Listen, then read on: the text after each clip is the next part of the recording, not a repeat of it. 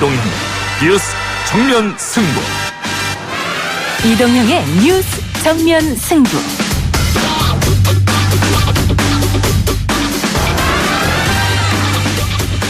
청취자 여러분 안녕하십니까, 이동형입니다. 이동형의 뉴스 정면 승부. 먼저 오늘 준비한 내용 알려드리겠습니다. 일본은 오늘부로 우리를 백색 국가에서 제외하는 조치를 시행했습니다. 정부는 일본의 이번 조치에 강한 유감을 표명합니다. 한일 지소미아가 종료됐다고 해서 마치 한미 동맹 관계가 균열로 이어지고 우리에 대한 안보 위협에 있어 대응 체계에 큰 문제가 발생했다고 보는 것은 틀린 주장입니다. 일본이 우리나라를 백색 국가에서 제외하는 조치를 결국 오늘 시행했습니다. 이런 와중에 미국은 지소미아 종료와 독도 훈련에 연일 우려의 목소리를 내고 있는데요. 청래단 견해 들어보겠습니다. 여러분들께 좋은 모습 못 보여드린 점 다시 한번 대단히 죄송하게 생각하고 있습니다. 박근혜 전 대통령과 최순실 씨, 이재용 삼성 부회장의 국정농단 사건 대법원 전원 합의체 선고가 내일 나옵니다. 삼성 측이 최순실 씨에게 줬던 말 세필값 36억 원이 뇌물이냐 아니냐가 관건인데요. 이 부회장 2심 재판부는 뇌물이 아니라고 판단했었고 박 전 대통령 항소심 재판부는 정반대로 결론을 내렸었습니다. 두 사람의 운명은 어떻게 될까요? 법정 서유기에서 짚어보겠습니다. 일본군 위안부제는 근대 일본이라는 국가가 운용한 공창제의 일환이었다는 사실을 알게 되었습니다. 일본군 위안부는 기본적으로 폐업의 권리와 자유를 보유하였다. 그런 이유에서 성노예로 규정될 수 없다. 위안부 이꼬르 성노예설을 부정한 국내에서 최초의 연구자가 된 셈입니다. 조국 법무부 장관 후보자가 구역질 난다고 표현했던 책 반일 종족주의, 이영훈 교수가 이승만 TV에서 강의한 내용 일부였습니다. 연구자로서 오로지 사료에 충실해서 역사를 이성으로 밝힌다고 했었는데요. 작심하고 이 책을 전면으로 비판하고 나선 사람이 있습니다. 유명한 역사학자 3부에서 만나봅니다. 총선 선거가 몇 번 있었다는 소리입니까? 20번 있었죠? 우리 자유우파 정당이 그 20번 중에 몇 번 이겼습니까? 15번 이겼어요. 그런데 우리가 3번 졌습니다. 왜 졌냐? 분열입니다. 우파 정당이 수번 선거 중에 15번 승리했고 3번 진 것은 분열 때문이다. 사실일까요? 4부 팩트체크에서 팩트체크 한번 해보겠습니다. 8월 28일 수요일 이동의 뉴스 정면 승부 시작합니다.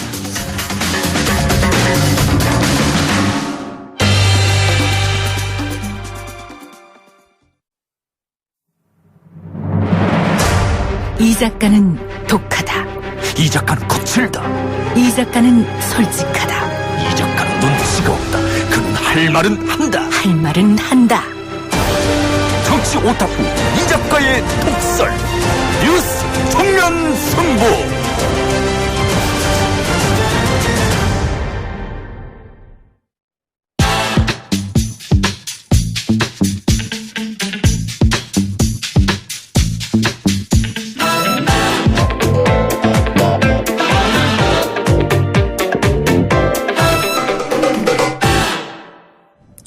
매주 수요일 더불어민주당 마포울 지역위원장 정청래 전 의원 만나는 시간입니다. 어서 오십시오. 네, 안녕하십니까. 정청래입니다. 조국 후보자 이야기부터 해보죠. 조국이 하여튼 조국 때문에 난리가 났습니다. 굉장히 시끄러운데. 네. 민주당도 곤혹스럽지 않습니까? 어떻습니까? 마음이 편한 건 아니죠. 예. 인사청문회 일정이 잡혔는데 9월 2일과 3일 이틀간 하기로 했습니다. 네. 이 일정에 대해서 민주당 원내대표가 많이 화가 났다 이런 보도도 있었는데 그 8월 말을 원래 주장했었는데 민주당에서 그리고 하루를 주장했었는데 다 양보한 거 아니냐. 법의 뚝이 사실상 무너지면 안 되거든요. 예. 조국 후보에게는 뭐 법을 어겼다, 뭐 자유한국당에서 뭐 범죄다 이런 얘기까지 하면서 본인들은 스스로 법적인 시한을 지키지 않고 무법정지 뭐도 아닌데 그런 국회법에 나와 있는 청문회 일정을 지키자는 것은 굉장히 유감스럽고요. 그리고 저는 하루도 할 수 있고 이틀도 할 수 있다고 봅니다. 예. 전에도 이틀 한 적이 있고. 예. 그러나 이 법정 시한을 지키지 않았다 하는 것은 조국 후보자에게 뭐라고 나무랄 예. 자격이 있느냐 이런 생각이 좀 듭니다. 예, 어쨌든 양당이 합의를 했고요. 그래서 9월 2일, 3일 날 실시가 되기로 했는데 한국당에서 보이콧을 하겠다 청문회 이런 이야기가 많습니다. 뭐 이번에 보이콧을 검토했다가 결론은 유보시켰다고 합니다만은 나경원 원내대표가 피의자 후보자에 대한 인사청문회를 한 적이 없다. 그래서 보이콧하겠다 이런 이야기 같은데 제가 조금 이해가 되지 않는 게 조국 후보자에 대해서 고소 고발은 자유한국당에서 했거든요. 네. 그래서 검찰이 수사가 들어간 거지 않습니까? 네. 그리고 지금 언론 보도에 의혹이 많습니다만 그게 불법적으로 확인된 것은 없단 말이죠. 그러면은 청문회를 열어서 후보자 말을 들어봐야 될 텐데 후보자 말을 듣지 않겠다. 그리고 자신들이 고발했는데 피의자가 됐기 때문에 들을 수 없다. 이건 모순 아니겠습니까? 그러니까 모순도 모순이지만 우선 나경원 원내대표가 조국 후보자에 대해서 피의자라고 확정적으로 말하는 것 자체가 가짜뉴스일 가능성이 높죠. 만약에 예를 들어서 네티즌들이 이 나경원 의원 딸 입시 의혹도 있다. 그래서 나경원 의원을 누구든지 고발할 수 있어요. 예. 그래서 고발해놓고 나경원 원내대표도 피의자다. 이렇게 주장하면 본인은 뭐라고 답변하시겠습니까? 예. 그래서 말조심을 좀 할 필요가 있고요. 그리고 또 하나는 11건이 고발됐다고 그래요. 조국 후보자에게. 그러면 저는 검찰이 이 시점에서 압수수색하는 것이 과연 시기적으로 맞았느냐 하는 부분은 논외로 하더라도 예. 어쨌든 자유한국당 요구대로 신속하게 수사에 착수하고 압수수색을 했어요. 예. 그러면 검찰 잘한다. 이렇게 환영하고 박수를 칠 일이 아닌가요? 수사가 면죄부가 될 수 있다 이런 이야기도 나온 것 같습니다. 그러니까 본인들이 자유한국당이 수사를 하라고 할 때고 또 하려고 하니까 면죄부를 주려고 하는 거 아니냐. 예. 그럼 도대체 앉아 있으라는 얘기예요. 서서 있으라는 예. 얘기예요. 수사가 일찍 들어갔으니까 지켜보고 청문회는 당연히 해야 된다. 네, 그렇습니다. 예. 만일 자유한국당이 청문회를 보이콧하면은 민주당 어떻게 되는 겁니까? 이명박 정권 시절에도 청문회 없이 장관 3명을 임명했어요. 예. 그 유명한 전재희 전 보건복지부 장관 있죠. 예. 청문회를 하지 않은 상태에서 임명했습니다. 그러니까 우리는 뭐 청문회 없이 임명해도 되고 민주당은 그렇게 하면 안 된다. 이런 것도 논리적으로 안 예. 맞죠. 그러나 가급적이면 청문회가 법정 시한을 넘겨 또 이틀씩이나 합의를 한 것은 저는 좀 불만족스럽습니다만 예. 어쨌든 합의를 했으니까 청문회는 해야 되죠. 예. 지금 또 논란이 되고 있는 게 자유한국당에서 조국 후보자의 친인척들에 대해서 직접 청문회장에서 부르겠다 증인으로 이런 이야기를 하고 있는데 망신주기로 흐를 것 같은 생각도 듭니다. 예를 들어 뭐 노모라든가 아내라든가 딸까지 부르겠다 이런 얘기거든요. 그러니까 제 기억을 더듬어 예. 보면 저도 국정원 댓글 사건 국정조사 할 때 당시 권성동 간사하고 증인 채택 문제 가지고 굉장히 힘들게 이렇게 협의와 합의를 해 나갔거든요. 예. 그래서 일단은 자유한국당 입장에서는 뭐 처음에 80명이다 90명이다 했잖아요. 예. 그냥 그건 막 던지는 카드이고 예. 실제로 지금 한 20여 명으로 이제 좁혀들었는데 민주당에서는 한 10명에서 15명 예. 그 정도로 얘기하고 있는 것 같습니다. 이 결국은 여야가 합의해야 증인이 채택되는 네, 거죠. 그렇습니다. 당연합니다. 그럼 여야 합의를 좀 지켜보고 그리고 가족을 청문회로 예. 부른다는 것은 아니 조국 후보가 가족 일을 다 할 거 아닙니까? 예. 그래서 따로 다른 가족들이 와서 얘기할 것도 없어요, 사실은. 이건 지나치게 이것은 망신주기, 모욕주기, 그리고 조국 후보자에 대한 심리적 타격, 심리적 뭐 압박을 가하려고 하는 카드이지 그야말로 이제 정치적 카드죠. 예. 아까 잠깐 우리가 얘기를 했습니다만 검찰이 지금 이 시점에서 청문회가 예정되어 있는 시점에서 전방위적으로 압수수색에 들어갔단 말이죠. 청와대도 몰랐다고 하고 법무부도 몰랐다고 하는 건데 결국은 윤석열 총장의 선택이 아닌가 싶기도 한데 어떤 의미로 받아들여요? 그러니까 검찰은 정치적 고려 없이 예. 본인의 업무를 다했다 뭐 이렇게 이제 강변을 하겠습니다만 예. 어쨌든 어제 압수수색을 했어도 자유한국당이 면죄부를 주려고 하는 거 아니냐 또 이렇게 공격하지 않습니까? 예. 또 나중에 했으면 왜 늦게 했냐 또 이렇게 얘기할 거예요. 예.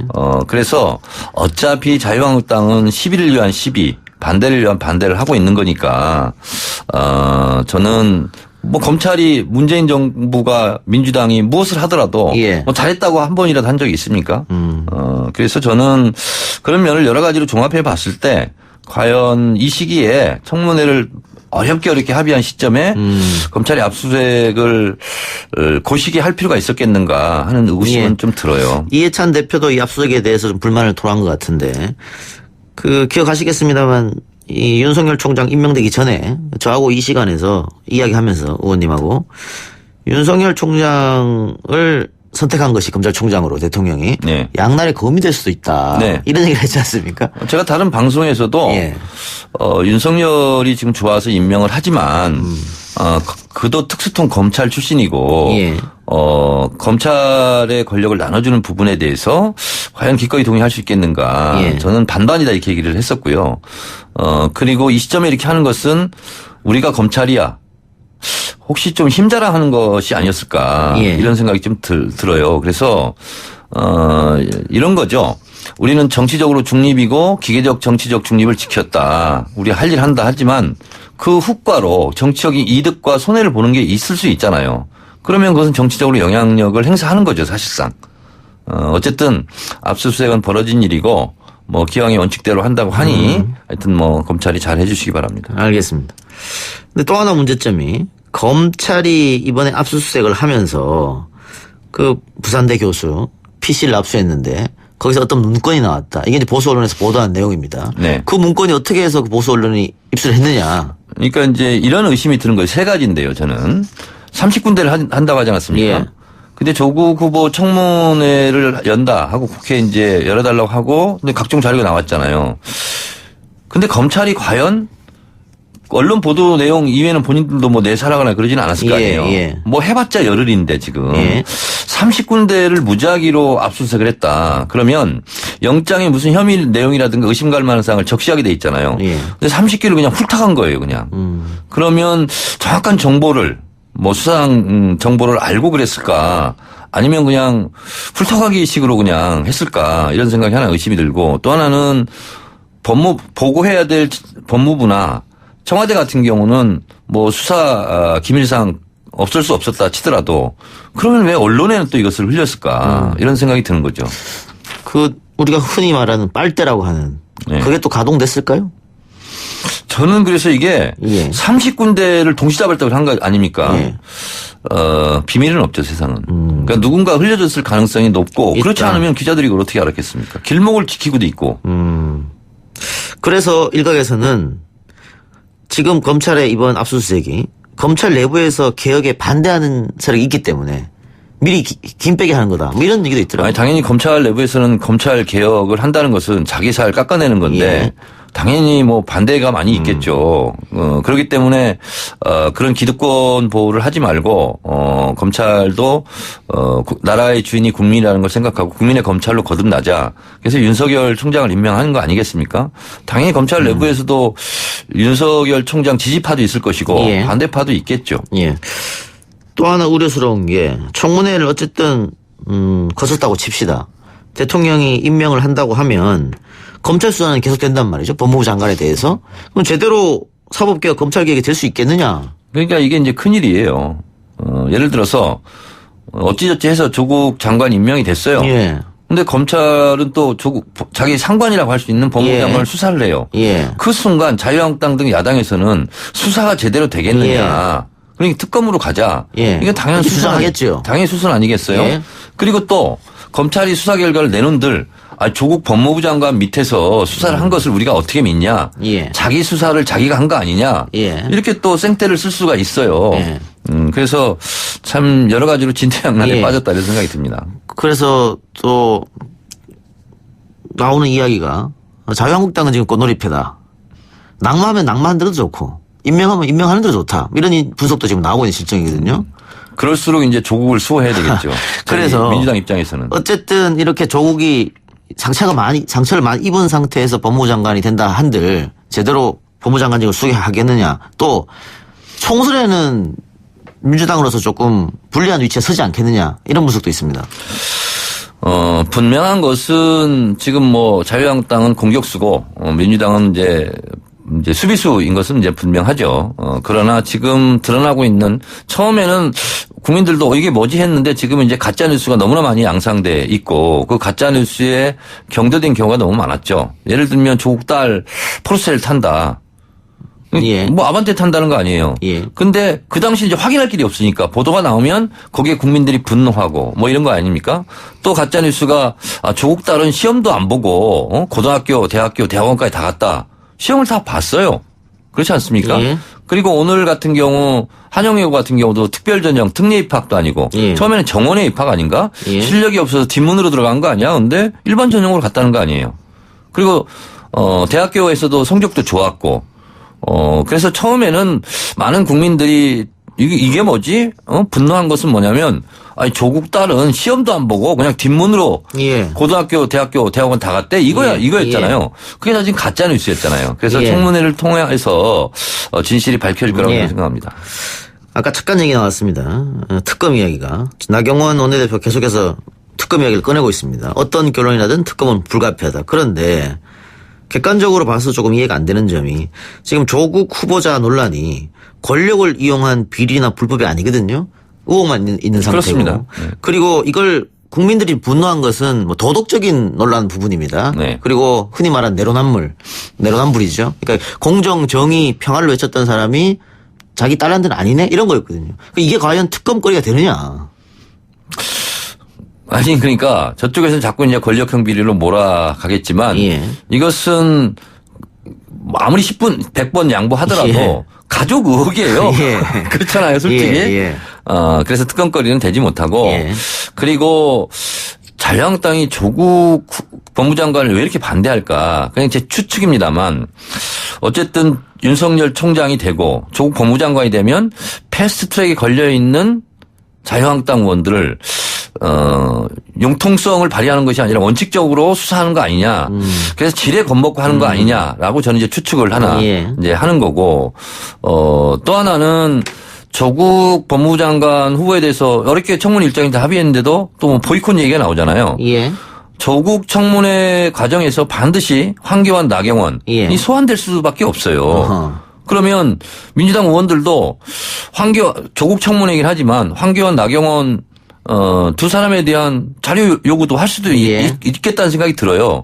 그래서 저기 그거에 대해서 걱정하고 있는 건 아닌가 또 이런 예. 생각도 듭니다. 알겠습니다. 지금 모든 언론이 다 조국 이야기가서 저희는 조금만 하려고 했는데 하다 보니까 또 길어졌네요. 이 중요한 걸 좀 못한 것 같은데. 다음에 서기호 변호사한테 좀 많이 물어봐 주세요. 알겠습니다. 자, 우리 정부가 지소미아 종료를 선언했는데 종료를 선언하기 전에 아마 미국과 긴밀한 협의가 있었다고 보여집니다만은 지금 종료 선언하고 독도훈련 한국과 간에서 미국이 연일 우리 정부를 조금 비판하는 목소리를 내고 있습니다. 왜 이런 일이 벌어질까요? 자, 우리가요. 조금 지난 일을 생각해 보자고요. 우리가 사드 배치 관련해서 중국에게 3불을 얘기했어요. 예. 그러니까 MD 배치에 대해서는 MD 체제는 들어가지 않겠다. 중국을 압박하는 미국의 미사일 방어 체제는 들어가지 않겠다. 그리고 일본과 동맹 관계를 하지 않겠다. 뭐 이런 거였어요, 사실은. 예. 근데 미국은 끊임없이 한미일 삼각 안보 동맹을 통해서 중국을 견제하겠다 예. 이런 게 있는 거죠. 예. 그렇기 때문에 일본과 한국도 잘 지내야 된다. 그래서 박근혜 정권 때 위안부 합의도 빨리 해라. 이렇게 해서 이제 미국이 압박해서 졸속 합의를 한 정황이 있는데 어쨌든 미국의 바라는 입장 한미일이 좀 잘 지내자. 특히 일본과 한국 군사정보 협정을 통해서 우리가 좀 빠지더라도 예. 한국과 일본이 잘 중국을 지켜라, 북한을 지켜라 이제 이거였어요. 솔직히 얘기하면. 근데 거기에서 약간 균열은 생긴 것은 사실이죠.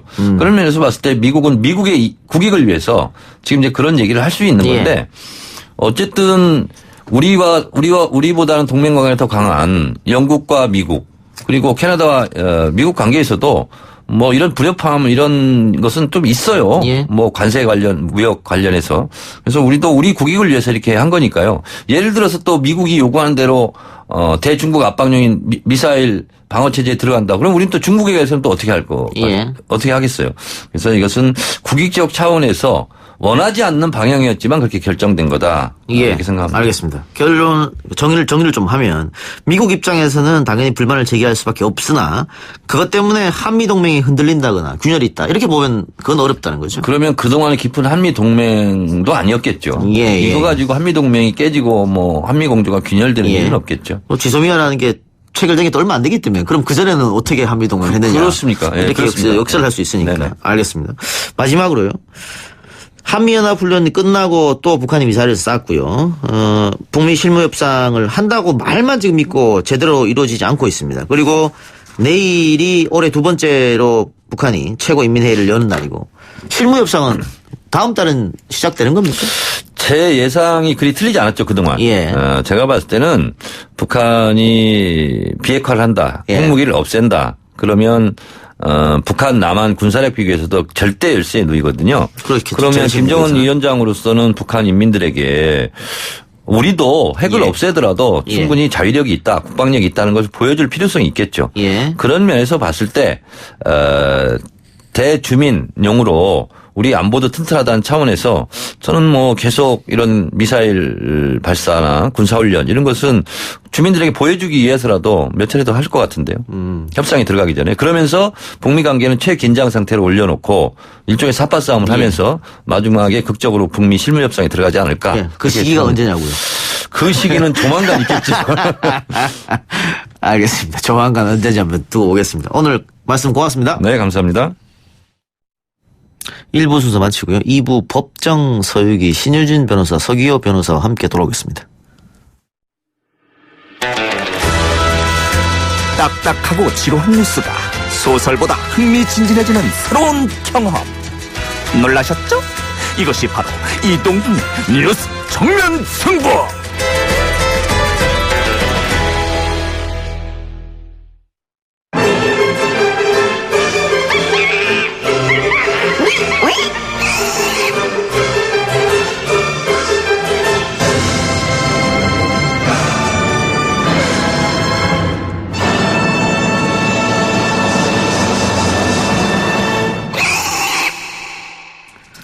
YTN 라디오 이동현 뉴스 정면 승부 2부 법정 소위 코너 시작하겠습니다. 서기호 변호사, 신유진 변호사 나왔습니다. 어서 오십시오. 안녕하세요.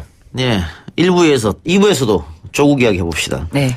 어제 조국 법무부 장관 후보자의 각종 의혹에 대해 검찰이 전방위적 압수수색을 했습니다. 30여 군데쯤 된다고 하는데 네네. 크게 보면은 세 군데 같아. 네. 세 곳 같아요. 네. 논문과 관련해서 딸 관련, 네. 그다음에 사모펀드, 네. 그리고 웅동학원 이렇게 했는데 검찰이 아마 많은 수사를 집중하고 있는 것이 사모펀드하고 딸 관련 의혹이 아닐까. 네네, 그렇습니다. 예. 그래서 사모펀드 관련해서는 뭐 조 후보자 일가가 투자한 사모펀드 운영사인 코링크 프라이빗 에쿼티 PE라고 하죠. 관련된 장소에 압수수색을 했는데 그 조 후보자의 처남이자 회사 주주인 뭐 정모 씨의 그 자택과 그 사무실, 경기도 구리시 사무실까지 전부 압수수색을 했고요. 그리고 웅동학원에 대해서는 경남 창원시 웅동학원 이사장실, 그리고 경남 도교육청 사학지원 담당 행정지원실 뭐 사무실, 그리고 웅동학원 이사장실 후보자 어머니 박모 씨의 자택까지도 지금 압수수색 대상에 압수수색을 했다고 합니다. 예. 예. 논문 저자 부정 등재 관련해서 수도 압수수색했고 네네. 부정 입학 관련, 장학금 특혜 수령 관련.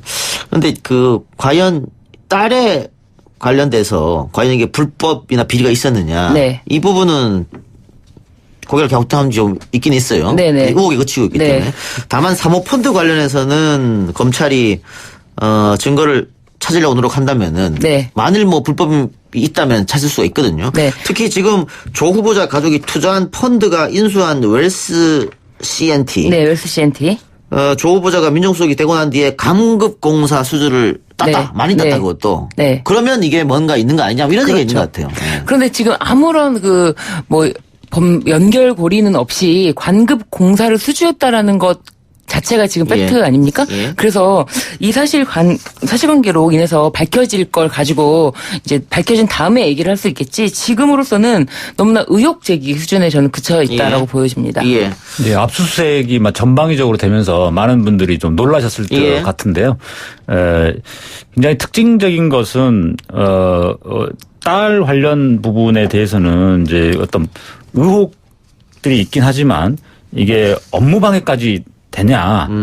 그다음에 이제 고려대 입학 같은 경우는 이미 2010년도인가요? 이게 그래서 공소시효도 지난 상태고요. 그래서 법조계 일각에서는 사실 딸 관련 의혹보다는 오히려 사모펀드 쪽이 예. 훨씬 더 집중할 만한 거 아니냐. 그다음에 이번에 압수수색할 때 사모펀드 관련 압수수색을 했던 그 장소에서는 거의 자정까지 압수수색이 이루어졌다는 거예요. 굉장히 철저하게 이루어졌다. 다른 데서는 그걸 좀 빨리 끝났는데 예. 그거죠. 그래서 검찰에서도 여기에 좀 집중하고 있는 거 아니냐. 예. 지금 8330님께서 문자로 왜 조국 후보자 집은 압수수색 안 했을까요? 이런 질문. 그게 지금 5번째인가 질문에 있었어요. 안 그래도. 그래요? 그때 답변하려고 했는데. 네, 제가 또 미리 대본을 보지 않기 때문에. 이제 질문하시니까 그 부분이 이제 이 두 가지 해석이 가능한데 첫 번째로는 가장 이제 확실한 건 뭐냐면 조국 후보자 본인이 직접적으로 관련됐다고 보기는 어렵다라고 검찰이 판단한 거죠. 지금 가족 의혹에 그치고 있으니까. 네, 일단은 가족 의혹이 우선 나왔으니까 그 부분을 먼저 파헤친 다음에 거기서 뭔가 확실하게 나오면 그다음에 거기에 조국 후보자가 직접 관련돼 있느냐 이 부분을 이제 가야 되는데 아직 지금 단계에서는 조국 후보자가 직접적으로 모든 거기 관련 의혹에 직접 개입했다라고 보기는 어려운 상황이다라고 해서 뺀다고 저는 생각이 되는데, 근데 그 부분에 대해서 이제 뭐 나경원 원내대표는 일부러 봐준 거 아니냐, 이게 조국 후보자를 빼주려고 일부러 그런 거 아니냐 이렇게 이야기하고 있지만 그거보다는 제가 아까 말한 것처럼 아직은 직접 관여됐다고 보기 어려운 상황이다. 알겠습니다. 근데 어쨌든 지금 조국 후보자 자택만 빼고는 거의 모든 집을 다 지금 다 자택을 압수수색했거든요. 뭐 동생 자택 그리고 뭐 아까 말씀드린 코링크 PE 그 이사진 자택들 다 하고 그리고 어머니 자택 그리고 후보자 동생의 자택까지 전부 다 지금 자택 수사를 했는데 보면은 뭐 자택에 대해서 압수수색을 하지 않은 데는 거기 증거가 있을 거라고 생각하지 않기 때문에 저는 이게 되게 명쾌한 것 같아요. 거기 증거가 조국 후보자 집에 가봤자 어떠한 지금 이 관련된 의혹에 관련돼서 어떠한 증거도 찾을 수 없을 것이다. 이게 되게 명백하니까 안 하지 않았을까 저는 그렇게 생각합니다. 이건 어떻습니까? 청문회 일정이 여야가 합의하고 나서 아직 청문회를 하지도 않았는데 검찰이 압수수색했거든. 굉장히 이례적인 일인데. 네네. 검찰은 그럼 왜 이런 선택을 했을까? 논란이 분분합니다. 두 분 생각 어떻습니까? 근데 이게 압수수색 영장을 미리 신청을 해서 법원에서 발부해가지고 그 다음날 이렇게 압수수색 집행이 이루어지기 때문에 이게 하루 전에 신청이 됐을 가능성이 있거든요. 그래서 일단 청문회 일정 합의와 직접 관련이 있는지 없는지는 좀 명확하지는 않습니다. 왜냐하면 그 전에 신청이 들어왔을 가능성이 많고 검찰에서는 이미 그 전에 하루나 이틀 전, 3일 전부터 준비는 했다고 봐야 되니까 이 압수수색이 청문회 합의 다음 날 이루어지긴 했지만 그 전부터 훨씬 전부터 이미 검찰에서는 특수부를 중심으로 전방위적으로 준비를 마쳤기 때문에 청문회 일정 합의하고 사실 직접 관련 없어 보이긴 하는데 그리고 그다음에 또 한 가지는 그럼에도 불구하고 집행을 청문회 일정이 합의됐음에도 불구하고 했다는 거는 검찰에서는 청문회와 관계없이 일단 워낙 국민적 의혹이 제기되고 있으니까 일단 압수수색을 통해서 자료를 먼저 확보하자. 그다음에 지금 언론에 나오는 거 보면은 압수수색 자료가 너무 많아가지고 그 분석하는데 상당히 시간 걸린다. 이렇게 이야기를 했거든요.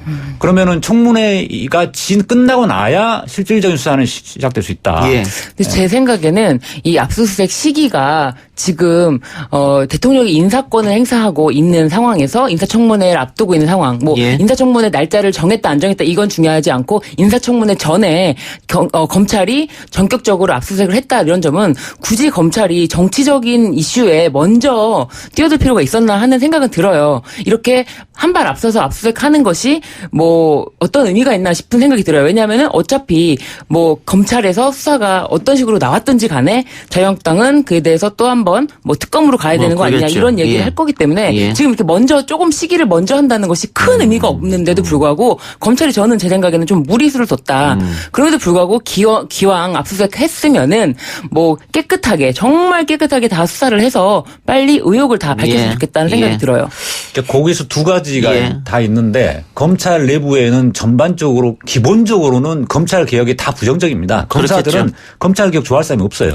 그런데 이제 조국 후보자가 전면적으로 검찰 개혁하려고 지금 장관 임명들을 하니까 검찰 내부에서 안 그래도 조국 후보자에서 별로 좋게 생각 안 하는데 마침 잘 됐다. 이런 측면도 하나 있는 것 같고 또 한편으로 윤석열 총장이 다 재가를 한 건데 다 지휘를 한 건데 윤석열 총장 입장에서는 어떤 식으로든 이게 불법이 없으면 없는 대로 정리가 빨리 돼야 되고 예. 또 있으면 있는 대로 또 문제가 있는 거니까 그런 부분에 대해서 어떤 성역을 가리지 않고 하겠다. 예. 원래 그분 스타일이 좀 그러니까. 예. 그래서 좀 빨리 진행이 되지 않았나 싶습니다. 그런데 만일 조국 후보자가 장관 임명되면 네. 그때도 수사는 계속 해야 될 거 아닙니까? 네네. 근데 검찰의 상관이잖아요. 그 수사가 잘 될까요? 그러면? 그건 저는 상관없다고 보여져요. 왜냐하면 사실 뭐 지금 국회의원들도 재판을 받고 있는 경우도 예. 있고 한데 뭐 법무부 장관 뭐 이 상관이라고 하더라도 그거에 대해서는 전혀 자기 사건이기 때문에 더 영향을 미칠 수가 없어요. 지금 이거는 전 국민의 관심사 아닙니까? 근데 과연 뭐 이런 것에 대해서 영향을 조금이라도 미칠 수 있는 그 여지가 있을지 그게 의문이고요. 그 리더십 문제는 어떨까요? 조사를 받는 그렇죠. 장관이다. 리더십 문제가 좀 걸리긴 하죠. 예. 예. 좀 우려되는 부분이기도 한데요. 지금 현재 상황은 워낙 국민적 의혹이 막 크다 보니까 또 그런 언론이나 뭐 자한당을 비롯해서 뭐 전방위적으로 막 쏟아지고 있다 보니까 검찰로서는 어떤 식으로든 수사 결과를 내놓을 수밖에 없는 입장이 되는 것 같습니다. 예. 알겠습니다. 다른 이야기 해봅시다. 국정농단 사건에 대한 대법원의 최종 판단이 임박했습니다. 박근혜 전 대통령과 이재용 삼성전자 부회장 최순실 씨에 대한 선고가 내일로 다가왔는데 생중계가 됩니까? 네네.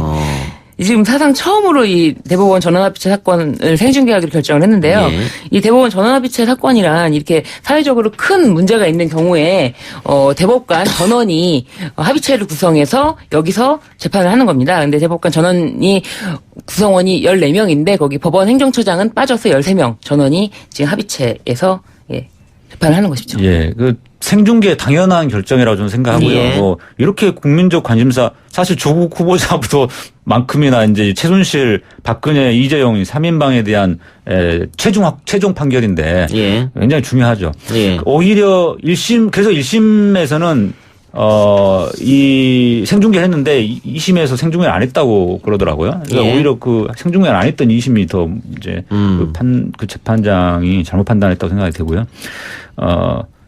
그래서 특히나 이거는 이제 사회적으로 이슈가 되는 그 사건이기 때문에 전원합의체에서 다루고 그동안 여러 차례 심리를 한 것으로 알고 있습니다. 예.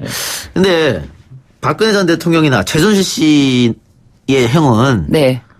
대충 예상이 되지 않습니까? 그리고 네. 뭐 1, 2심이 논란이 별로 없었고 어느 정도 나올지를 충분히 짐작 가능한데 이재용 부회장이 1심과 2심이 완전히 뒤집혔단 네네. 말이죠. 1심에서는 징역 5년이었는데 2심에서는 뇌물죄를 빼버리면서 청탁하지 않았다. 네. 이러면서 징역 2년 6월에 집행유예 4년을 주면서 풀어줬단 말이에요. 네. 그래서 대법원 판결이 어떻게 되느냐. 왜냐하면 그 박근혜 대통령 판결하고 이재용 판결하고 같은 판결이 되는데 정반대로 나왔단 말이에요. 어떻게 보세요? 그 담당했던 정형식 판사였습니까? 이재용 부회장의 이재용 판사? 사건의 네. 고등법 항소심에서 그렇게 이제 면죄부를 주었던 그분의 판결이 법조계에서 대체적으로 좀 문제가 있는 판결이라고 대부분 생각을 하고 예. 있고 굉장히 특이하게 거의 뭐 봐주기를 작정하고 한 판결처럼 이렇게 비춰졌고 실제로 그 판결 외에 나머지 판결은 다 이걸 인정했단 말이죠. 예. 말의 소유권, 뭐 뇌물 문제라 다 인정했던 거기 때문에 예. 뭐 대부분 판결이 인정하는 쪽으로 되지 않을까라는 생각을 하고 있습니다. 이재용 판결에서는 말의 소유권을 넘겨줬다. 이게 말이 뇌물이다라고 인정을 하지 않았죠. 그러니까 이 정형식 판사가. 예, 그래서 하여튼 이게 지금 이 내일부터 시작될 재판이 핵심이 과연 삼성의 경영권 승계를 위해서 이런 묵시적인 청탁을 했고 이에 대해서 이걸 뇌물로 줬느냐 이걸 인정할 것인지가 가장 그러니까 박근혜 재판에서는 네. 뇌물이다, 묵시적 청탁이다라고 했는데 네. 이재용 재판에서는 아니다고 했잖아요. 네네. 그래서 어떻게 될까요? 그러니까 그거 아니라고 했던 정형식 판사의 판결이 잘못된 거니까 대법원에서 이걸 정리해 줄 거라고 저는 생각합니다. 하고 신준일 변호사도 같은 생각입니까? 저는 사실은 삼성을 위해서 길게 보면은 그렇게 대법원이 판결을 내려줘서 이재용이 그 부분까지 그냥 유죄가 나오는 게 깔끔하다라고 보여집니다. 한편으로는. 예, 마지막 이야기로 넘어가겠습니다. 재판이 모순되면은 재판부에 대한 신뢰도 깨질 수가 있잖아요. 그러니까요. 네네. 예, 그건 뭐 내일 결정이 나겠죠. 네. 교회 목사의 성추문 문제가 또 터졌는데 성락교회 김기동 목사 이게 꽤 큰 교회라고 알려졌는데 김기동 목사가 이 성추행 플러스 돈 문제도 횡령 문제도 있더라고요. 네네. 이분이 지금 사실 재판 중이세요. 지금 재판 중인데 1심에서 징역 3년을 선고받아가지고. 횡령죄로. 네네네. 예. 그래서 지금 불구속 상태에서 항소심 진행 중이어서 이분에 대해서 이제 뭐 재판 진행 중인데 갑자기 이렇게 이슈가 된 거는 원래 2017년도에 교회개혁협의회가 김 목사의 성추문 의혹 사건을 공개를 했는데 이 당시에는 이미 공소시효가 많이 지났고 또 뭐 증거가 불충분했고 그래서 뭐 종결됐었는데 얼마 전에 PD수첩 시사 방송 프로그램에서 예, 괜찮습니다. MBC 네. PD수첩. 예. MBC PD수첩에서 이렇게 다시 한번 이 사건에 대해서 보도를 했어요. 자기들이 영상을 제보받았다 이렇게 해가지고 보도를 하면서 다시 크게 문제가 됐죠. 그래서 성추행 문제도 있고 횡령 문제는 재판에서 네. 1심에서 유죄를 받았고 네. 김 목사 측은 이 PD수첩 내용에 대해서 어떻게 반박하고 있죠? 지금 이 PD수첩에 대해서 아예 상영 금지 가처분 신청을 했다가 기각이 돼서 방영이 된 거예요. 그래서 네. 상영 금지 가처분 신청하면서 이거 상영해서 자기들이 손해 받으면 10억 청구하겠다라고까지 했는데 법원에서 그 부분을 기각을 한 거죠. 예. 네. 이런 종류의 이제 사건에 대해서 PD수첩 같은 그런데 보도 프로그램? 보도 프로그램에서 많이 하고 그럴 때마다 꼭 그 방송 금지 가처분 신청을 제기해요. 그렇겠죠. 거의 대부분 기각됩니다. 예. 왜냐면은 그 PD수첩에서 그냥 정말 엉터리 뭐 허투루한 걸 가지고 그렇게 하지는 않잖아요. 나름대로 다 예. 제보를 다 하나하나 체크를 해서 하고 또 공익적인 성격이 있기 때문에 법원에서는 대체적으로 가처분 신청을 기각을 하는 경우가 예. 있습니다. 그 문제가 된 여성하고 호텔을 왔다 갔다 하는 네. 영상도 촬영됐다고 네, 하는데 네. 여기에 대해서 김 목사는 인정했습니까? 아니면 다른 뭐 전혀 인정하지 않았죠. 인정하지 않았습니다. 네, 김 목사 나이가 지금 81세인데 여성이 20대인 거예요. 근데 누가 보더라도 뭐 연인 관계라고는 상상할 수 없는데 예. 20대와 80대니까 같이 여러 차례 지금 호텔에 단둘이 들어가는 걸 예. 보니까 이건 정말 아닌 것 같다라고 해서 김 목사한테도 이 부분에 대해서 해명을 부탁하니까 이 여성이 그 조모 때부터 40년간 이 우리 교회를 다니고 있는 신자다. 예. 그래서 아예 모태 신앙을 갖고 있는데 각별히 여기고 있고 손녀처럼 아낀다. 이건 전혀 뭐 대화로만 서로 위로를 하고 위로를 받는 사이지 아무런 그런 건 없다라고 얘기를 했다는 거예요. 예, 20대와 80대라고 그랬잖아요. 네. 그러면 상식적으로 그 두 사람 사이가 연인관계 성립되기 어렵다고 생각하지만 가능합니다. 이게 미국에서도 그런 사례가 실제로 있고요. 예, 알겠습니다. 근데 이게 연인 관계라면 과연, 문제가 안 되지만 예, 쌍방이 네. 원했느냐, 네. 아니면 일방적으로 네. 관계가 됐느냐 이 문제가 이제 중요하겠죠. 그렇기도 하고 왜 그러면 연인관 가능하냐면은 이게 돈이 걸려있기 때문에 그래요. 이제 알겠습니다. 또 지위. 예. 이것도 좀 지켜보죠. 두 분 오늘 말씀 고맙습니다. 네, 감사합니다. 예. 1, 2부 순서 마치고요. 뉴스 듣고 3부로 찾아뵙겠습니다. 아 글쎄 안 들려 들을 뉴스 없어 아무 뉴스도 귀에 들어오지 않아 듣고 또 들어도 들을 뉴스 없어 만든 게 이 프로야 이동영의 뉴스 정면승부 YTN 라디오 이동희 뉴스 정면승부 3부 시작하겠습니다. 내일 8월 29일이 경술 국칠입니다. 일제가 한일 병합 조약을 강제로 체결하고 공포한 날인데 우리로서는 국권을 빼앗긴 치욕스러운 날이죠. 그로부터 109년이 지난 대한민국의 모습은 어떨까요? 태극기를 들고 지금은 친일이 애국이다 라고 외치는 사람들이 있는가 하면 서점가에는 친일 찬양 사상을 담은 책이 베스트셀러 1위 자리에 놓여 있습니다. 일제는 조선을 수탈하지 않았다. 강제징용은 없었다. 일본군 위안부들은 자발적이었다. 이런 주장들입니다. 반일 종족주의에 담긴 극단적 내용들을 우리는 어떻게 읽어야 할지 전문가로부터 얘기 들어봅니다. 역사학자인 심용환 역사인 교육연구소장 나왔습니다. 어서 오십시오. 네, 안녕하세요. 심용환입니다. 제가 경술국치 이야기를 했는데 완전한 자주 독립을 이뤘다. 혹은 이루지 못했다. 역사학자는 어떻습니까? 이뤘는 줄 알았는데 예. 이루지 못했나? 약간 이런 생각이 들 정도로 혼돈스러운. 요즘 들어서 그렇죠. 더더욱. 그렇죠. 예. 네. 오늘 해볼 이야기가 반일 종족주의라는 책인데 읽어보셨겠죠? 읽어봤습니다. 맨 처음에 책이 나왔었을 때는 이렇게 팔릴지 몰라서 또 비슷한 거 하나 나왔구나 했는데 그 다음 주에 가보니까 박스채 놓고 팔리는 걸 제가 보고 사서 다 읽어봤습니다. 네. 조국 후보자가 이 책을 향해서 구역질하는 책이다 이렇게 비난했는데 뭐 호기심이 어땠는지 책이 많이 팔리고 있습니다. 이게 결정적인 계기였던 것 같고요. 예. 그 이후에 뭐 현재 전국 모든 서점에서 베스트셀러 1위가 됐으니까 예. 좀 저도 당황스럽습니다. 네.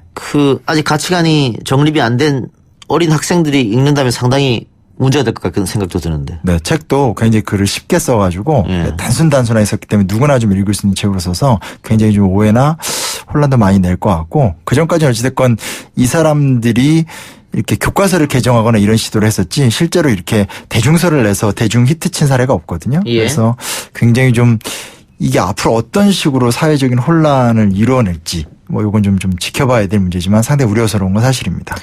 전반적으로 다 책이 문제 있다고 느꼈습니까? 본인이 읽으셨을 때? 네, 100% 문제덩어리고요. 100%. 예. 네, 모든 챕터가 사실은 기존에 어느 정도의 역사 상실을 갖고 있다면 거의 뭐 충격적인 내용들이더라 봐도 무방합니다. 네. 이 책에 대해서 일본 전문가가 이 책이 일본에서 출간된다면 일본 보수파들이 한국을 공격하는데 반드시 이용될 것이다 이런 얘기를 했는데 지금도 사실 이 책이 인용이 되고 있거든요. 그렇죠. 뭐 번역본도 나온다고 하고. 일본 방송에서 인용되고 있고 또 일본 출판사랑 계약을 벌써 맺었다라는 얘기도 들리고 있어요. 그것도 역시 우려스러운 지점입니다. 그렇죠.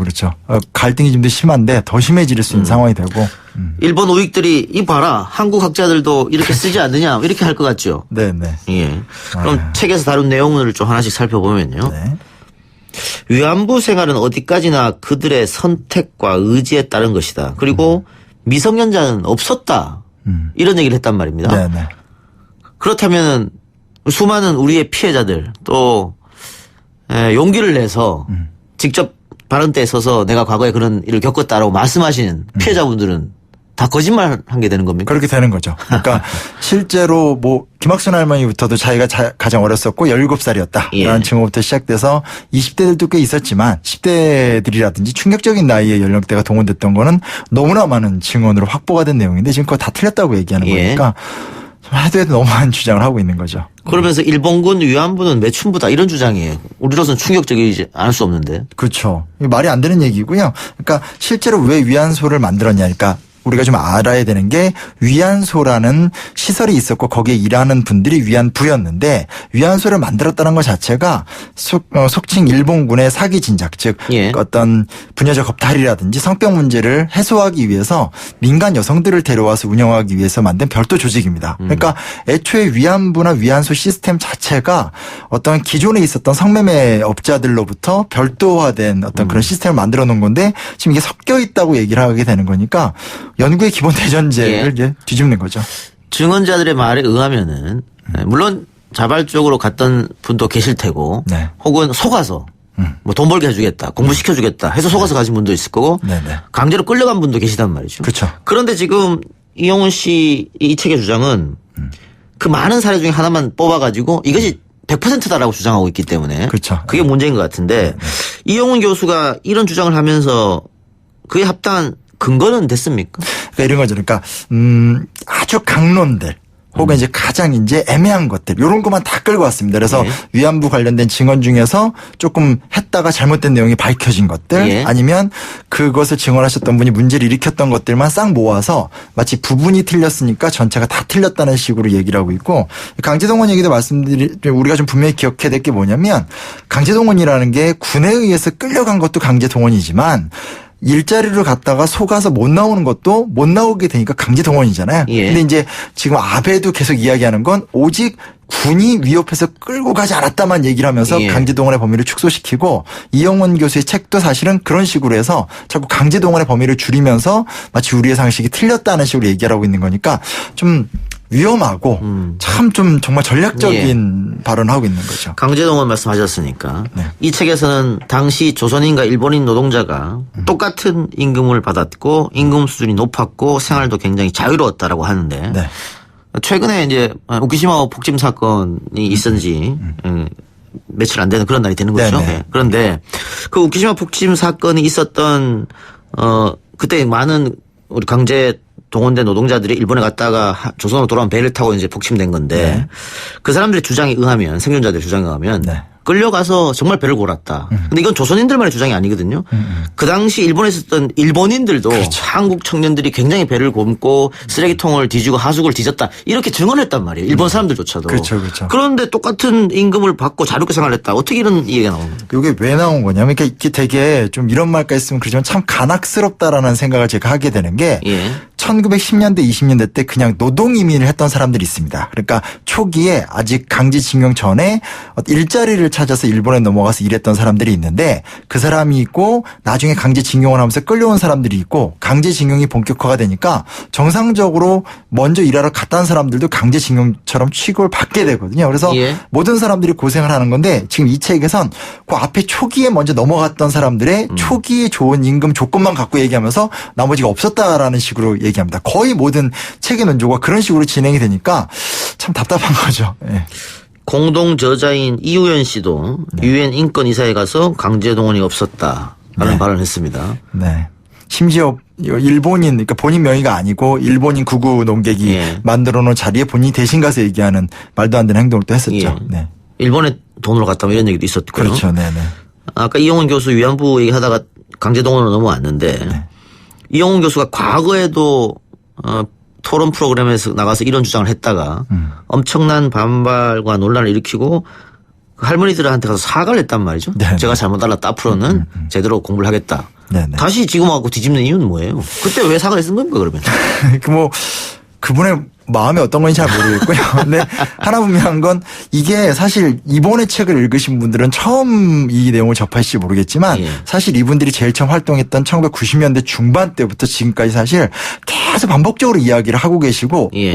어떤 논조나 내용이 전혀 바뀐 게 없습니다. 그리고 이분들이 처음 주장을 했었을 때 그에 대한 반박이라든지 또 일정 부분 또 맞는 얘기들을 또 수용하거나 하는 20, 30년간의 활발한 활동들이 있었음에도 불구하고 이분들은 30년 전에 얘기를 사실 지금 똑같이 하고 있는 거여서 왜 그럴까라고 물어보면 저도 참 좀 당황스럽습니다. 네. 그래서 90년대부터 시작됐다는 게 소위 말하는 식민지 근대화론 아니겠습니까? 그렇죠. 네. 일본이 우리를 침략한 것뿐만이 아니고 발전시켜줬다. 네. 그들이 와서 도로도 깔아주고 철도도 놓아주고 쌀도 수탈이 아니고 조선이 일본에 수출한 것이다. 그렇죠. 90년대부터 있었던 얘기잖아요. 그렇죠. 그렇죠. 그 이용훈 씨의 스승이 이제 안병직 씨고 네네. 그 사람부터 계속 똑같은 주장을 하는 그렇죠. 거죠. 그렇죠. 네.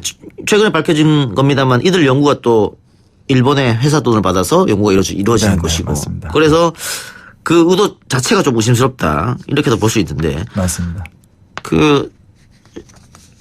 교수님이 보시기에는 어떻습니까? 과연 식민지 근대론 이 논리가 어떻게? 아니, 그러니까 이것도 반박이 많이 이루어졌죠. 그래서 김남현 교수가 이 책에서 이제 공저자로 이런 주장을 되풀이하고 있는데 일제시대 때 일정 정도 임금이 올라가고 수명이 늘어난 건 도표로 확인이 됩니다. 예. 근데 문제는 뭐냐? 100년을 쫙 늘려서 보면 일제시대 때 도표 기간은 정말 완만한 성장, 거의 정체 상태인 거고 아무리 여러 통계 지표를 보더라도 대한민국의 경제 성장이라는 거나 어떤 관계의 변화는 1960년대 이후입니다. 예. 그러니까 1950년대 때 영향도 없고 그런 일제시대 때 이야기들이 영향을 줄 리도 없는 예. 거고. 그러니까 식민지 근대론 이론이 맞다면은 전쟁이 해방이 되고 나서 그렇죠. 1950년대까지 계속 경제가 좋아져야 되는데 그렇죠. 전혀 그런 게 없었다는 거죠. 그렇죠. 그렇죠. 예. 모든 것들은 다 60년대 이후이기 때문에 연결점을 찾을 수 있는 어떤 증거도 없고 이에 대한 반박, 사료, 통계 연구 엄청나게 많이 나와 있는데 또 20년 전 주장을 계속하고 계신 겁니다. 예. 네. 수탈 문제는 어떻게 되는 겁니까? 그네들은 수탈이 아니고 수출이다라고 표현하던데. 수탈 문제도 지금 연구가 많이 돼서 예전에 이제 농민들만 고생했다고 느꼈는데 최근의 연구 결과는 지주들조차도 굉장히 많은 고통을 받았다라는 것들에 대한 연구들도 많이 진행이 됐고 예. 만약 이게 수출이 돼서 잘 먹고 잘 살게 됐다라고 하면 뭐 이렇게 바뀌었을지 모르겠지만 실제로 산미정식 계획이라든지 농촌진흥운동 같은 것들이 다 실패했고 그것을 실패했다는 일본 스스로의 당혹스러운 문서들도 다 남겨져 있는 상태이기 때문에 이렇게 어떤 단선적인 식민지 근대화론을 얘기한다는 건 좀 말이 안 되는 주장이죠. 한일 청구권 협정 관련해서도 애당초 한국은 배상 청구할 게 없었다. 그러니까 일제 한국 지배는 불법이 아니다.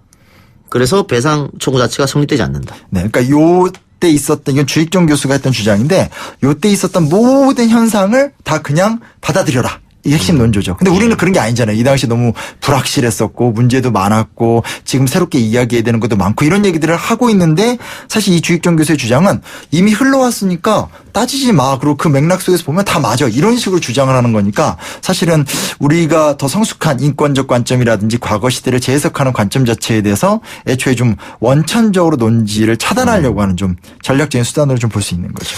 이네들이 지금 주장하고 있는 것이 네. 우리를 친일파라고 말해도 좋다. 상관없다. 우리는 학자의 양심으로 연구를 했고 그 결과를 이야기하는 거다. 네. 이렇게 얘기하고 있단 말이죠. 같은 학자 입장에서. 이건 너무 말이 안 되는 얘기라는 생각이 들고요. 보시면 책을 읽어보시면 알겠지만 책이 이게 역사책인지 정치책인지 구분이 안 됩니다. 시작부터 너희들은 종족주의에 빠져있지 민족주의자가 아니다. 그리고 한국인들은 거짓말하는 사람들이고 한국인들이 일본인보다 거짓말하는 사건 사고의 비율이 4배 이상 많다. 뭐 이런 식의 얘기 앞뒤에 계속 나오거든요. 그래서 만약 학자적 양심이면 정말 학문적인 책을 써야 되는 건데 이분들은 학자적 양심과 정치적 양심이 좀 뒤섞여 있지 않나? 심지어 박근혜, 최순실 이런 얘기까지 다 나오니까 역사책이라 보기는 좀 어려운 것 같습니다. 이분들이 과거에 뉴라이트 교과서 쓰려고 했던 분들이잖아요. 그렇죠. 국정교과서 시도했던 분들이고. 예. 그런데 역사책을 쓰려고 했던 사람들이 역사학자는 없고 다 경제학자였단 말이죠. 사실 지금 이 주장하시는 분들도 대부분 다 뭐 경제, 사학, 뭐 경제학, 그리고 뭐 정치학 이런 분들이지 역사학자들은 이번 책에는 아예 없습니다. 그게 좀 이상한 부분인데. 네. 그래서 오히려 정치책처럼 느껴질 수 있는 것이고요. 그렇죠. 그렇죠.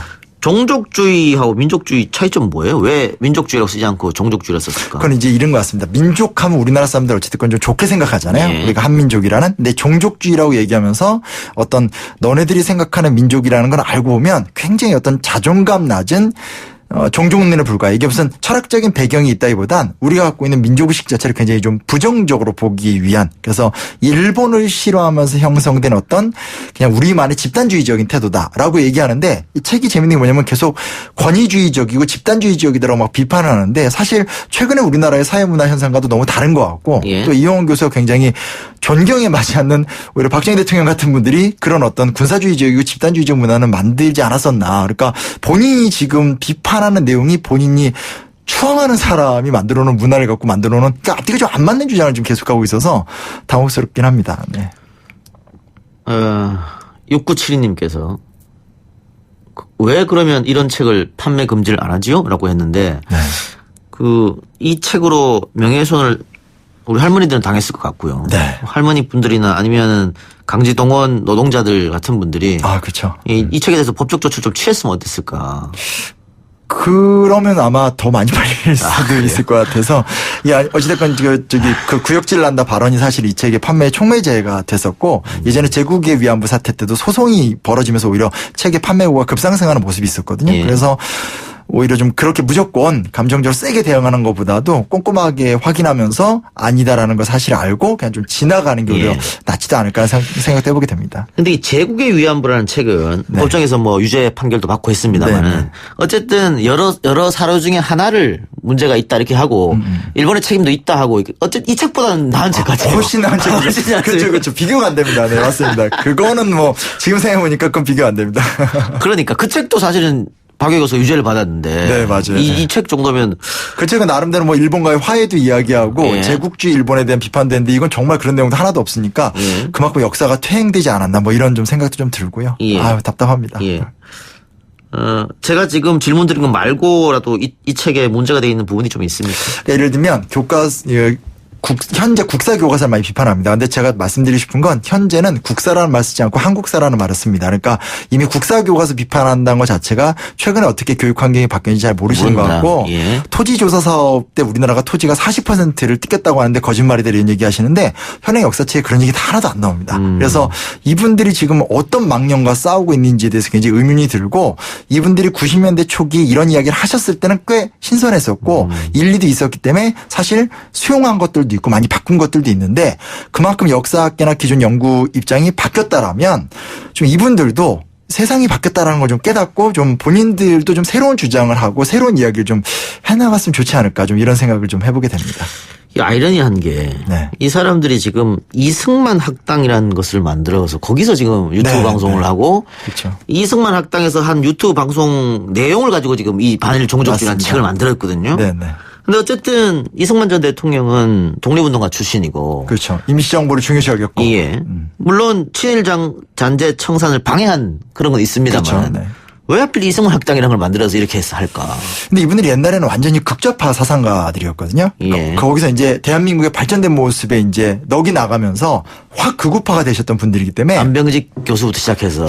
그렇죠. 예. 그러다 보니까 이제 완성자로서의 박정희 시스템을 바라보니까 누군가 완성했으면 누군가가 기초를 놨으니까 그게 건국의 아버지 이승만. 그리고 기초를 누가 놨으면 그 밑에 누군가 정지 작업을 해줘야 되니까 그게 일제시대라는 거꾸로 피라미드를 쌓는 식의 주장들을 한다고 봐야지 좀 정확할 것 같습니다. 그러면 지금 뭐 신 교수도 학교에 계시니까. 네. 신 교수만 이렇게 주장하는 건 아니죠. 학계 전반의 평가를 어떻습니까? 그렇죠. 이 책에 대해서. 그렇죠. 그러니까 제가 여기 나와서 뭐 이렇게 제 주장을 하는 시간은 아니고 네. 그동안 쌓인 연구와 보편적 주장 속에서 말씀을 드리게 되는 거고 분야 하나에 지금 전문 연구자들이나 전공자나 연구 성과가 얼마나 많은데 그걸 또 제가 이렇게 제 일방적으로 이렇게 얘기할 수 있다는 건 이제 불가능한 얘기인 거죠. 예. 네. 그 유튜브 이승만 TV에서 시리즈로 이 강의를 올리고 있다고 하는데. 네. 저도 유튜브를 하고 있거든요. 한 2달 됐는데. 아, 그러세요? 예. 이동영 TV. 아, 네. 제 구독자나 조회수보다 훨씬 많다고 하네요. 그쪽이. 부끄럽네요. 저도 얼마 전에 조금 시작했는데 너무 미미한 수준에 차마고 말을 못하겠고 열심히. 근데 저야 그렇다 치는데 작가님마저 그러시면 안 됩니다. 적극적으로. 노력하겠습니다. 예. 자, 이 책을 어쨌든 읽는 분들이 네. 비판하려고 읽는 분도 계실 것 같아요. 네네. 어떻게 된 책인가 한번 보자. 뭐 이런 식으로. 그렇죠. 네. 그럼 무방비하게 받아들이는 분도 계실 것 같고. 그렇죠. 아직 읽어보지 않으신 분들한테 당부드리고 싶은 말은 어떻게 읽지 말합니까 뭡니까? 아니 뭐 읽고 싶으시면 읽으셔도 되는데 다만 본인이 역사 지식이 좀 없으면 진짜 그냥 읽으면 혹할 책이거든요. 그래서 네. 뭐 읽어보신 걸 제가 보지 말란 말은 못하겠고 기존에 쓰여진 많은 역사책 혹은 본인이 만약에 예를 들어서 일본군 위안부나 강제징용에 관심이 있으면 관련 대중이 볼 수 있는 좋은 책들 많거든요. 그런 걸 보면서 아마 비교해서 견주어 보시면 무엇이 옳은지 좀 정확하고 쉽게 좀 판명이 날 것 같습니다. 그래서 예. 이왕 촉발된 논쟁 이왕이면 기존에 쓰여진 많은 연구들과 비교 검토해 보시는 것도 좀 예. 좋지 않을까 이런 생각도 해보게 됩니다. 이 책 그리고 지금 이승만 TV에서 하는 방송이 왜 우려스럽고 염려스럽냐면 지금 보수 유튜브라고 하는 사람들이 유튜브에서 계속 일본 우익과 똑같은 주장을 하고 있거든요. 굉장히 많은 숫자가 그럽니다. 그렇죠. 근데 그 사람들한테 가서 사료가 역사적 사료가 혹은 근거를 어디에 두고 이런 방송을 하냐 했더니 다 이 방송을 보고 거기에 나오더라 이렇게 얘기하던 거예요. 자기 순환적인 예. 그렇죠. 예, 맞아요. 이게 그러면 정말 독버섯처럼 퍼지는 게 아니냐 이런 사상들이. 그렇죠. 젊은 친구들이 만약에 그런 유튜브를 보면서 저게 맞다라고 판단하면 어떻게 될 것인가 그것이. 그렇죠. 예. 그리고 이영훈 교수도 원래는 경제사학으로 일제시대 토지나 이런 거 연구하셨던 분이거든요. 근데 지금 뭐 이승만 학당이 교장이 돼 있고 하면서 본인이 연구하거나 관심 갖지 않았던 부분에 대해서 이인적 주장을 굉장히 많이 하는데 이렇게 계속 돌아가는 식으로 가는 건 너무 위험하다는 생각밖에 안 듭니다. 진짜로. 예. 최근에 일본이 우리에게 무역 보복을 가하면서 네. 소위 말하는 신친일파라고 할까요? 이런 주장을 하는 사람들이 자꾸 늘어나고 있거든요. 그렇죠. 어떻게 네. 보십니까? 심각한 상황이라고 좀 생각이 되고요. 이게 문제는 제가 가장 걱정이 되는 건 이 세대들이나 기성세대들이 이렇게 생각하시는 것에 대해서는 전 염려가 되는 것보다는 차라리 20대나 20대 이하의 젊은 층들이 마치 이게 굉장히 좀 새롭고 속된 말로 이렇게 신박한 이런 식으로 이제 받아들여져서 오용될까? 그게 가장 좀 걱정이 됩니다. 왜냐하면 아무리 뭐라고 하더라도 여전히 역사 교육은 그냥 시험에서 보는 암기 교육적인 성격이 너무 강하고 그런 문제들이 좀 많아서요. 그래서 특별히 좀 학교 선생님들 그리고 학부모들이 이 문제에 대해서 좀 적극적으로 관심을 좀 갖는 게 어떨까 이런 생각도 좀 해보게 됩니다. 알겠습니다. 교수님 오늘 말씀 고맙습니다. 네, 감사합니다. 3부 순서 마치고요. 4부 팩트 진검승부 트루맨 코너로 돌아오겠습니다. 뉴스 신동 이 작가와 함께하는 비포장 뉴스 해학 뉴스 정면 승부.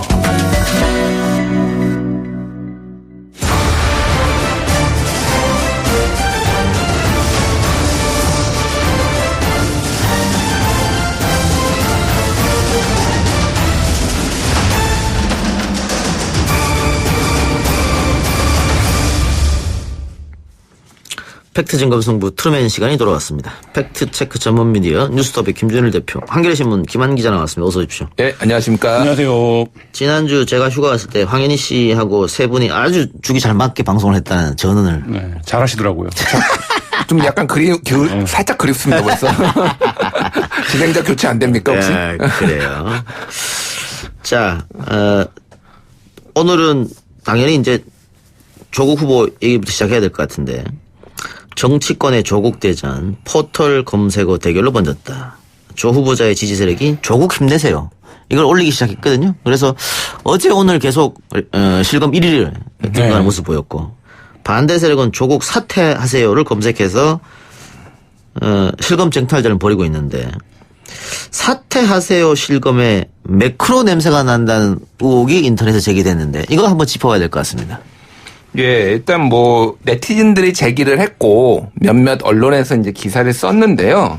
이거를 이제 그 사퇴하세요라는 조국 사퇴하세요라는 그 단어를 구글 트렌드에 넣어가지고 보니까 이제 두 개를 같이 넣은 거죠. 그러니까 조국 힘내세요도 보고 조국 사퇴하세요를 보니까 조국 힘내세요는 전국적으로 골고루 여러 지역에서 검색이 이루어졌다. 예, 검색이 이루어졌고 뭐 서울부터 경상도 뭐 전라도 다 이루어졌고 심지어 미주 지역 뭐 호주 지역도 됐는데 조국 사퇴하세요는 특정 지역에서만 집중적으로 이루어졌다. 그래서 이게 누군가가 매크로라고 하는 그런 뭐 프로그램을 돌려가지고 이 순위를 올린 거 아니냐라는 의혹을 제기를 한 거죠. 예. 조국 힘내세요는 경기도, 강주, 충청도, 전라도, 인천 비슷하게 이렇게 전국적 검색이 됐는데 조국 사퇴하세요는 대구, 경북, 경남, 부산 이쪽에서 집중적으로 검색이 됐다. 이거는 뭔가 매크로 같은 게 이용된 거 아니냐 이런 의혹이 제기됐다는 것이죠. 네. 어떻게 보십니까? 제가 예전에 이제 매크로 관련된 취재를 기획을 해서 취재를 해본 적이 있는데 매크로 전문가잖아요. 특종했죠, 특종.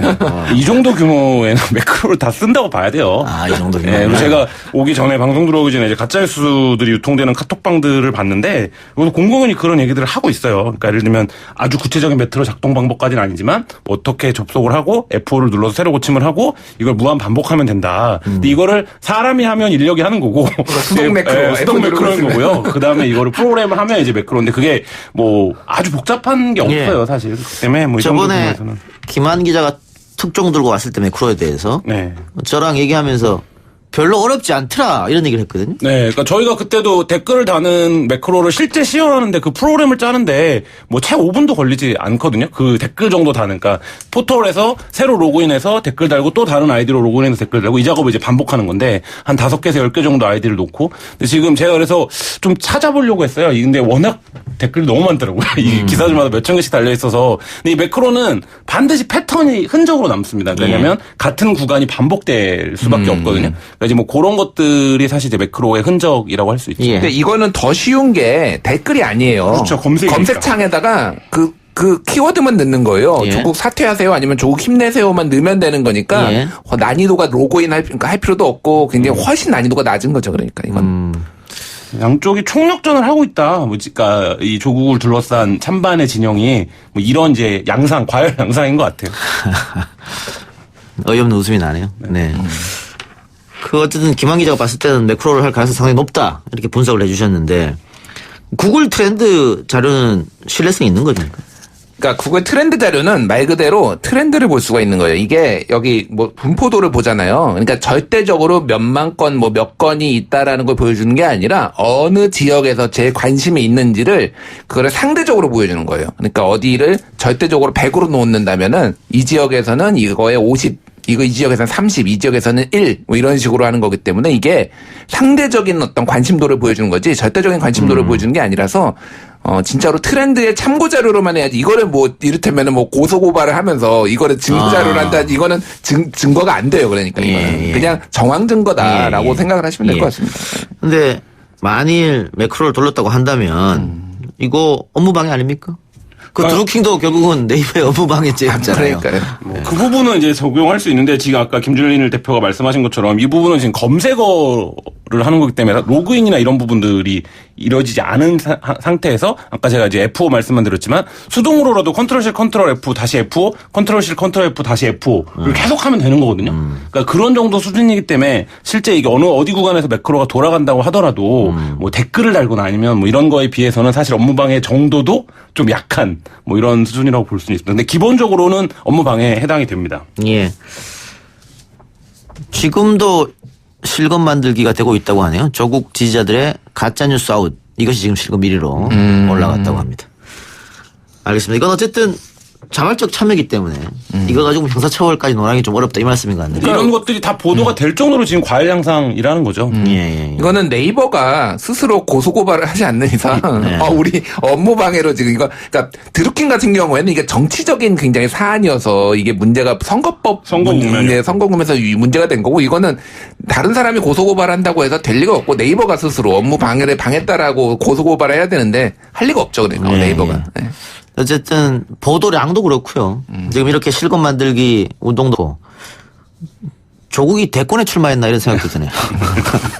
역대급인 건 맞는 것 같아요. 예, 역대급이에요. 보도량도 그렇고 여론의 공방전도 그렇고 그걸 둘러싼 어떤 공론장의 풍경도 사실 뭐 저도 10년 넘게 기자를 했지만 진짜 역대급 풍경인 건 맞는 것 같습니다. 근데 대선은 보통 상대가 있잖아요. 누가 얘기하면 누가 반박하고 그런데 이거는 상대가 없이 조국 이름만 나와요. 그러니까 이게 더 놀라운 거죠. 그러니까. 뭐 어쨌든 진보 보수 양쪽이 밀리면 끝이다 이번에 다들 그렇게 생각하는 것 같습니다. 예, 알겠습니다. 다른 이야기 해봅시다. 조국 이슈에 가려졌지만 사실 조국 이슈에 다 가려졌어요. 지소미아도 조국 이슈가 덮어버렸습니다. 모든 이슈가 다 독도 훈련도 조국 이슈가 가려버렸어요. 그러니까요. 다 가려졌었는데 중요한 뉴스가 있습니다. 자유한국당 김성태 의원이 KT에 딸의 채용을 청탁했다. 그것도 봉투를 건네주면서 청탁했다. 이런 증언이 법정에서 나왔죠. 네, 그렇습니다. 그 서유열 전 KT 사장이 김성태 의원으로부터 채용 청탁을 어떻게 받았는지를 법정에서 자세하게 그 증언을 진술을 했는데요.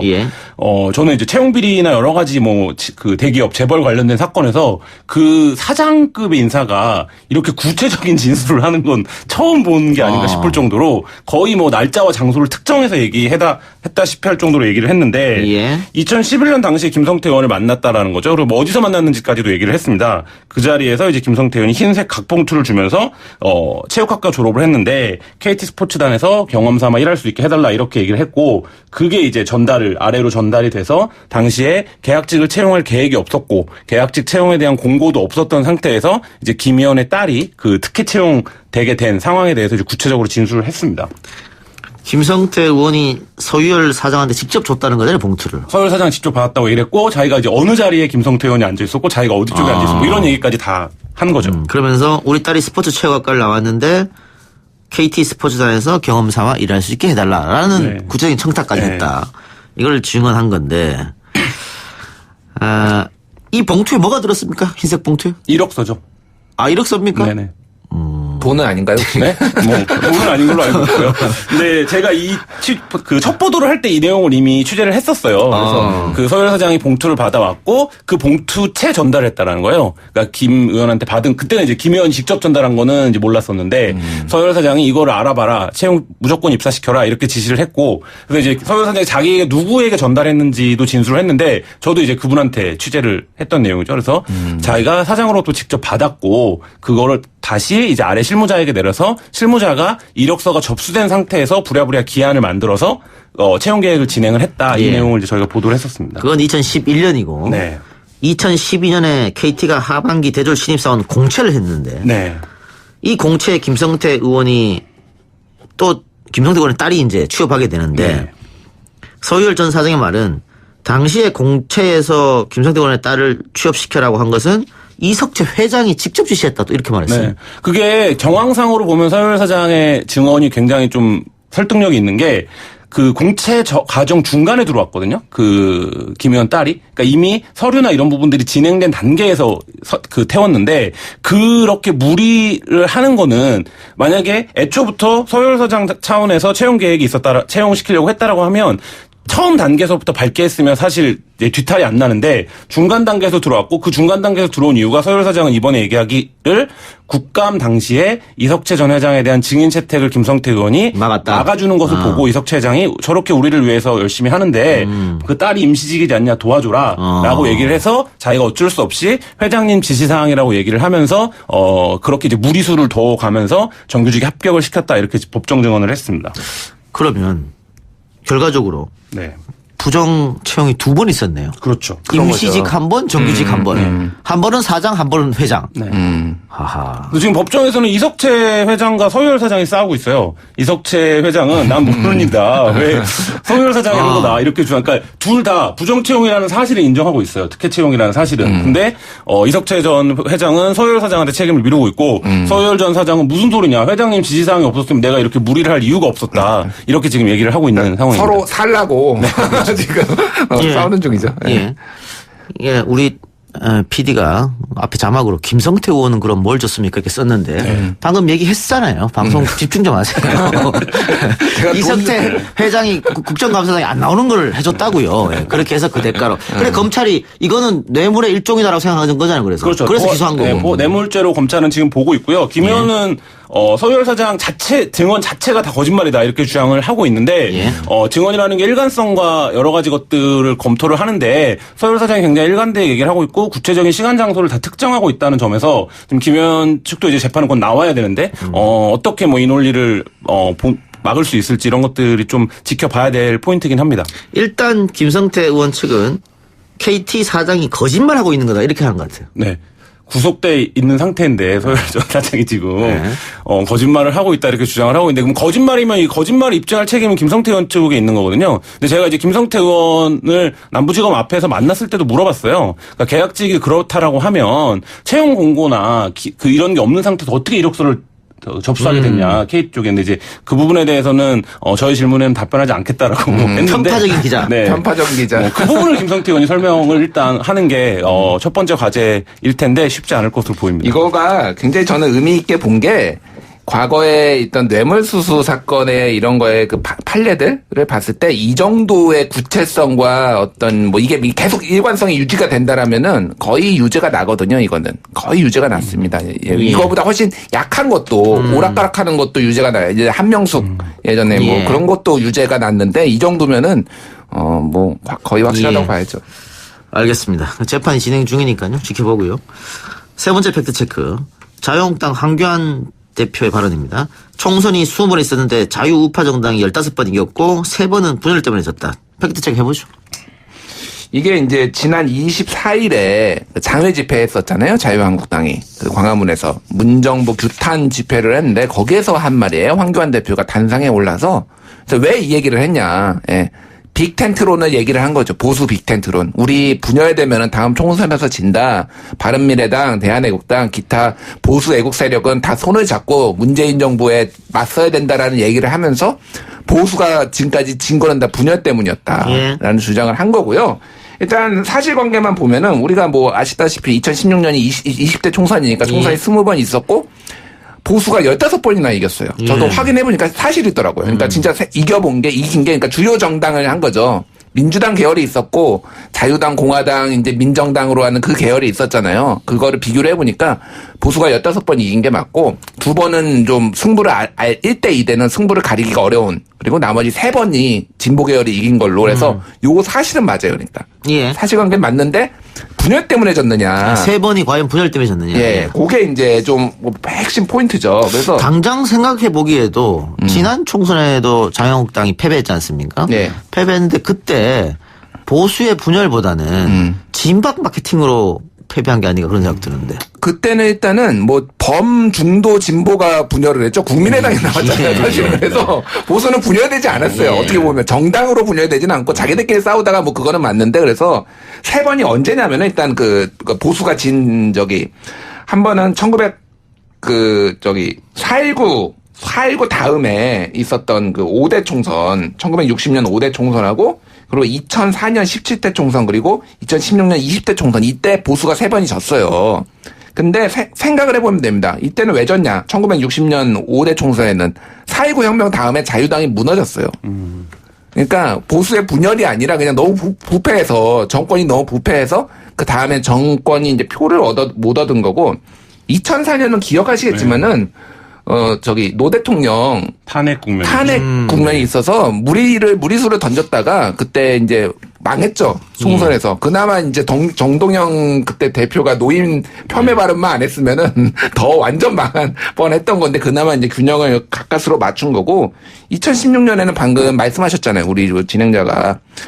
분열 안 됐습니다. 그래서 분열이 된 적이 분열 때문에 진 적이 한 번도 없어요. 그러니까 황교안 대표 말은 틀린 말입니다. 보수는 분열 때문에 진 적이 한 번도 없고 보수는 다 부패해서 졌습니다. 이게 그러니까 우리의 속설이 있잖아요. 진보가 분열 때문에 망하고 보수는 부패해서 망한다고. 거기에 딱 맞는 거죠. 그러니까 우리 총선 결과가. 예. 그런데 황교안 대표가 이렇게 틀린 것을 말한 것은 정치적인 이유가 있을 것 같은데요? 그렇죠. 아까 말씀드렸듯이 하나로 뭉쳐라. 지금 내년 총선이 지금 굉장히 좀 뭐라고 해야 되나? 아직 한치 앞을 알 수가 없는 상황인데 현재 구도라면은 보수가 스스로 인지하기에는 불리할 수밖에 없다라고 생각하는 것 같아요. 지금 바른미래당 어쨌든 보수 계열인데 분열돼서 나오고 그러면은 질 것이다. 그래서 문재인 정부에 맞서기 위해서는 원래 그리고 전통적으로 1대1 구도를 선호했습니다. 이 자유한국당, 신한국당, 새누리당 계열은 제3지대가 나오는 거를 꺼려했기 때문에 어떻게 해서든 보수로 통합을 하려고 하는 것이고 그래서 이제 사실에 근거하지 말도 막 던진 거죠. 여기서. 그러니까 얼마 전까지만 해도 자유한국당이 친일 프레임에 빠져가지고 지지율이 계속 떨어지고 황교안 대표, 나경원 원내대표 지도 체제가 리더십에 문제가 있다. 자당 내에서도 그런 이야기가 나왔었거든요. 그런데 조국 논란이 커지면서 자유한국당이 반전의 기회를 삼았다. 그럼 이 조국 논란을 기준점으로 해가지고 분열되어 있는 우파들이 힘을 합하면은 다음 총선에 유리한 곳에 설 수 있지 않겠느냐. 이런 생각에 하에서 아마 이런 얘기를 한 게 아닐까. 이런 분석이 가능하겠죠. 그렇죠. 그러니까 아직 알 수는 없는데 반문연대의 고리가 조국이 될 수도 있어요. 그러니까 그건 더 지켜봐야 되는 상황이고 근데 지금 정치는 생물이라서 그렇습니다. 알겠습니다. 두 분 말씀을 여기까지 듣겠습니다. 고맙습니다. 감사합니다. 오늘 저희가 준비한 방송은 여기까지입니다. 저는 내일 다시 돌아오겠습니다. 들어주신 여러분 대단히 감사합니다.